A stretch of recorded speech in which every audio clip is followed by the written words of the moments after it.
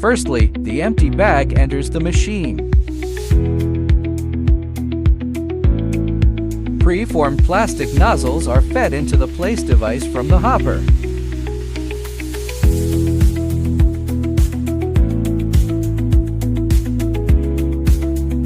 Use a gripper or clamp to grip the top edge of the bag.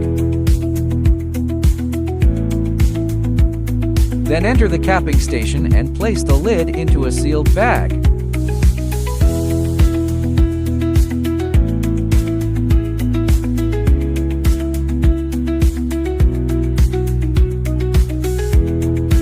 Sealed bag is completely solidified and sealed through a cooling station. Finally, the completed sealed bag leaves the machine.